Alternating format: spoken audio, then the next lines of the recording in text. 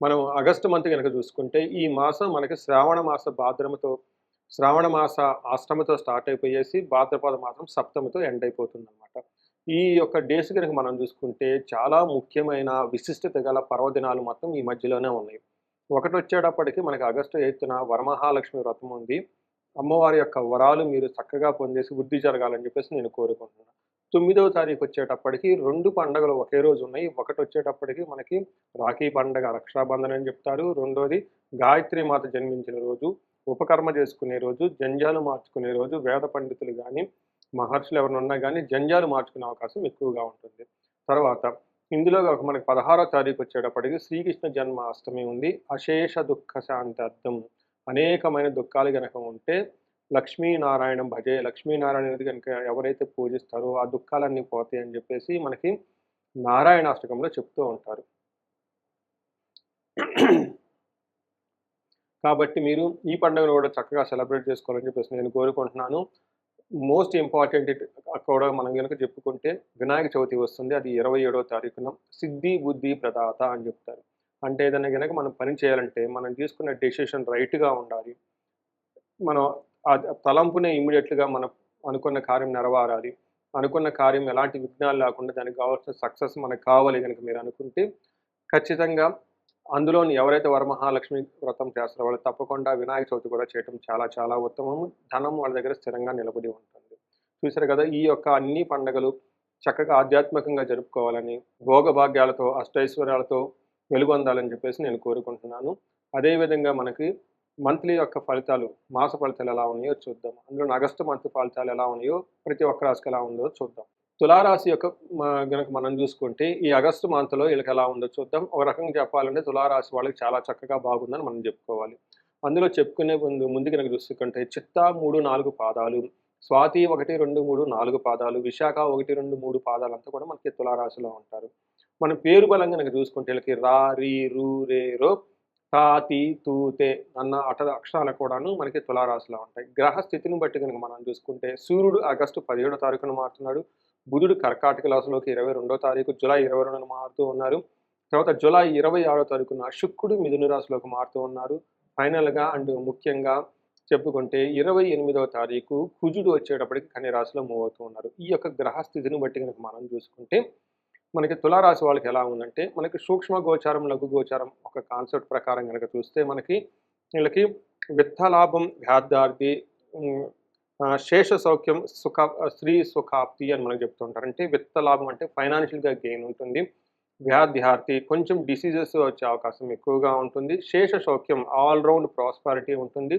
స్త్రీ సుఖాప్తి అని చెప్తారు. అంటే మనకి లేడీస్ ద్వారా ఆదాయం వచ్చే బెనిఫిట్ ఉండే అవకాశం ఎక్కువగా ఉంటుంది. లేడీస్‌కైతే గనక పురుషుల ద్వారా ఆదాయం వచ్చే బెనిఫిట్ వచ్చే అవకాశం అయితే ఎక్కువగా ఉంటుంది. ఇది మన యొక్క లఘు గోచారము, సూక్ష్మ గోచారం కాన్సెప్ట్ ద్వారా మనం తెలుసుకోవచ్చు. మనకి 11వ ఇంట్లో సూర్యుడు ఉండటంతో ఇదొక మంచి పొజిషన్ అని మనం చెప్పుకోవచ్చు. మీరు చాలా ధైర్యంగా ఉంటారు, కాన్ఫిడెంట్‌గా ఉంటారు. అనుకున్న పనులన్నీ అనుకున్న విధంగా దిగ్విజయంగా చేసుకొని ముందుకెళ్ళిపోయే అవకాశం చాలా ఎక్కువగా ఉంటుంది.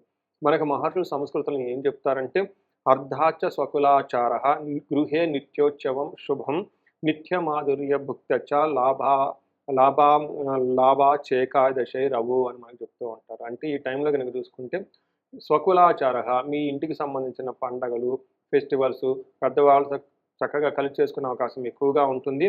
రెండోది గృహే నిత్యోత్సవం మీ ఇంట్లో చక్కగా సెలబ్రేషన్స్, ఫంక్షన్ జరిగే అవకాశం ఎక్కువగా ఉంటుంది. నిత్యమాధుర్య భుక్తిచ టయానికి మంచి ఫుడ్ తింటూ, స్వీట్స్ తింటూ సరదాగా హ్యాపీగా ఉండే ఒక టైం అని మీరు గమనించుకోవాలి. అయితే 5th హౌస్‌లో దృష్టి ఉండటంతోటి మీరు ఏదైనా స్ట్రాటజీలు చేస్తున్నా, వ్యూహాలు చేస్తున్నా, పెద్ద పెద్ద పనులు ఫ్యూచర్‌కి సంబంధించిన పనుల్లో కొంచెం కన్‌ఫ్యూజన్ ఉండే అవకాశం ఎక్కువగా ఉంటుంది. ఇది గమనించుకొని కొంచెం జాగ్రత్తగా మీరు ప్లాన్ చేసుకుంటే చక్కగా ఉంటుంది ఈ మంత్ అంతా. మనకి ఈళ్ళకి కుజుడు వచ్చేటప్పటికి 12వ ఇంట్లో ఉన్నాడు. కుజుడు 12వ ఇంట్లో ఉండటం వల్ల ఇది మనకి మిక్స్డ్ రిజల్ట్ వస్తుందని చెప్పుకోవచ్చు. పాజిటివ్ సైడ్‌లో గనక చూసుకుంటే ఈళ్ళకి 3rd హౌస్‌లో ఉండటం, దృష్టి ఉండటంతోటి మీ యొక్క ఓన్ టాలెంట్, క్రియేటివిటీని చాలా ధైర్యంగా ముందు పెట్టేసి దానికి అనుగుణంగా వర్క్ చేసుకుంటూ సక్సెస్‌ఫుల్‌గా ముందుకెళ్ళిపోతారు.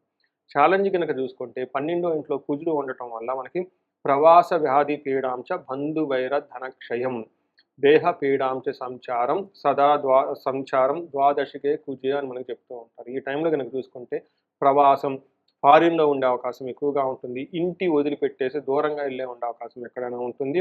వ్యాధి కొంచెం మీకు కానీ, మీ బంధువులకు గానీ ఆహ్, కొంచెం వ్యాధులొచ్చేసి అంటే ఏమంటారు డిసీజెస్ వచ్చేసి హాస్పిటలైజేషన్ అయ్యే అవకాశం ఎక్కువగా ఉంటుంది. లేదంటే హాస్పిటల్స్ ద్వారా మీకు ఖర్చయ్యే అవకాశం ఎక్కువగా ఉంటుంది. అంతేకాకుండా బంధువైరం, ధనక్షయం. బంధువులతో గొడవలు రావచ్చు.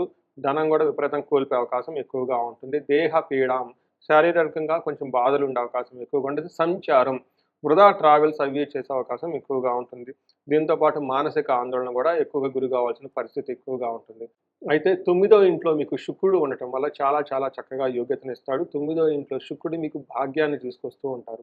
ఈ టైంలో గనక చూసుకుంటే శుక్రుడు 9వ ఇంట్లో ఉండి వస్త్రలాభం, మహా ఆరోగ్యం, గురుభక్తి, శ్వాద్ధర్మకృత్, చిత్తశుద్ధి, అభిష్టాదః నవమస్తే భవేత్ భృగో అని మనకు చెప్తూ ఉంటారు. అంటే ఈ ప్రకారం చూసుకుంటే వస్త్రలాభం చక్కగా క్లాత్స్ అన్నీ చక్కగా కొనుక్కునే అవకాశం ఎక్కువగా ఉంటుంది. మహా ఆరోగ్యం, ఇంకా సౌండ్ హెల్త్ మంచి హెల్తీగా ఉండే అవకాశం ఎక్కువ ఉంటుంది. గురుభక్తి పెద్దల యందు మంచి రెస్పెక్ట్‌ఫుల్‌గా ఉంటారు. స్వధర్మకృత్ నీ ఓన్ ఇంట్యూషన్‌తో మంచి మంచి సద్భక్తితోటి రైట్ పాత్‌లో వెళ్ళే అవకాశం ఎక్కువగా ఉంటుంది. చిత్తశుద్ధి మీ ఇంట్యూషన్ చాలా స్ట్రాంగ్‌గా ఉండేసి ప్రాపర్‌గా డెసిషన్ తీసుకొని అనుకున్న కోరికలన్నీ అనుకునే విధంగా చక్కగా చేసుకుంటూ వెళ్ళిపోయే అవకాశం ఎక్కువగా ఉంటుంది. శుక్రుడు 9వ ఇంట్లో విశేషంగా యోగించి లాభాన్ని, లక్‌ని తీసుకొనొస్తారు. అయితే శుక్రుడు థర్డ్ హౌస్‌లో ఉండటంతోటి ఎవరైనా గనక లవ్ గానికి సంబంధించిన వ్యవహారాల్లో, రొమాన్స్‌కి సంబంధించిన విషయాల్లో, ప్లెజర్స్ ఓకే. మీకు చక్కగా జీవితాన్ని ఎంజాయ్ చేయడానికి కావాల్సిన ఒక మైండ్, ఇంట్యూషన్ అంతా ఉండేసి చాలా ఫేవరబుల్‌గా ఉండే మంత్ అని మీరు చెప్పుకోవాలి. చూసారు కదా! ఇప్పటిదాకా మనకి గ్రహాలు ఎలా ఉందో చెప్పుకున్నాం. ఇప్పుడు గనక నక్షత్ర ప్రకారం గనక చూసుకుంటే, ఈ నక్షత్రాల్లో మనకి చిత్తా, స్వాతి, విశాఖ 3 నక్షత్రాలుంటాయి ఈ రాశిలో. మనకి ఫస్ట్ మనకి చిత్తా నక్షత్రం గనక చూసుకుంటే ఈడ ఫేవరబుల్‌గా లాభప్రదంగా ఉంటుంది.